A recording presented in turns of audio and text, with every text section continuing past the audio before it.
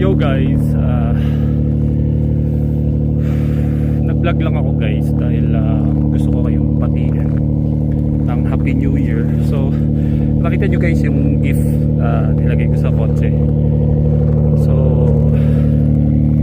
ganun dito guys sa Canada, no?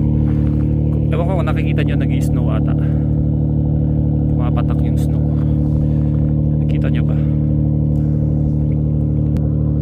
Ayan guys, oh. Ayan, nakita nyo, nag-i-snow. So nandito kami ngayon kila RR. Sila nag-host ngayon sa New Year.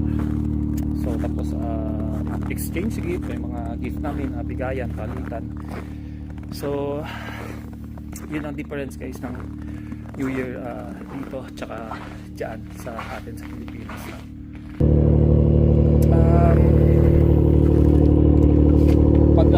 Pag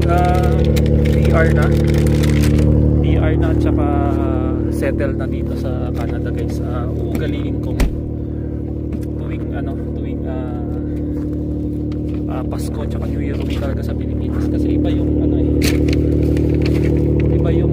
Pasko sa atin sa Pilipinas. Talagang maramdaman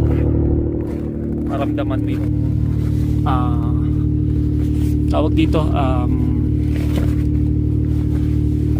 wait lang guys, maramdaman mo talaga yung holidays, lalo Pasko, New Year. So kung nakita nyo guys, ayan, tatanggal tayo ng snow New Year. So late upload na to guys.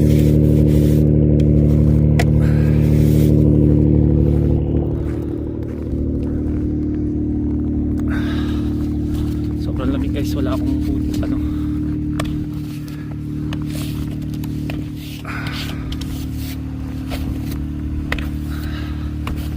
sobrang lamig guys, hindi ko na kaya.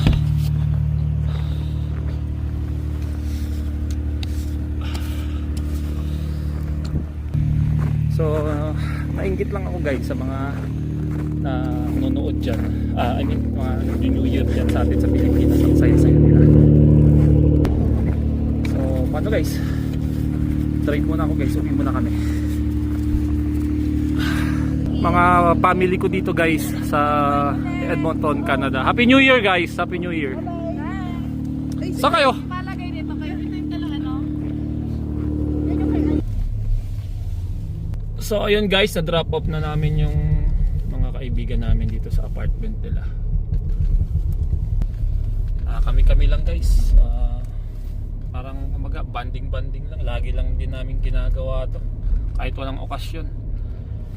So ayun ang sinasabi ko, iba yung New Year dyan sa atin. Nakikita ko may nagsusuntukan pa eh.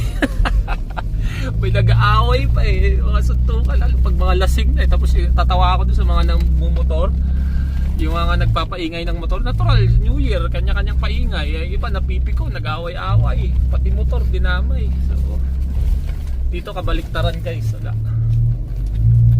Ang Pasko dito tsaka New Year gagamitin mo para makapagpahinga ka, kasi puro trabaho. So paano ka mag-celebrate ng New Year niyan guys? Nakita nyo naman gaano kakapal yung snow, no? Paano? Diba? Merong fireworks dito, pero sa town yung pinaka city, pero dito wala.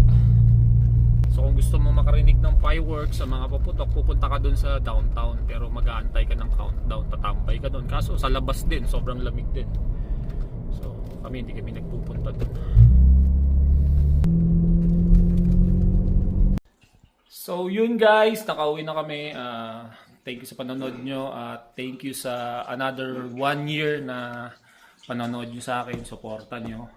At sana magkita-kita tayo ulit sa sunod na Pasko tsaka sa sunod na bagong taon.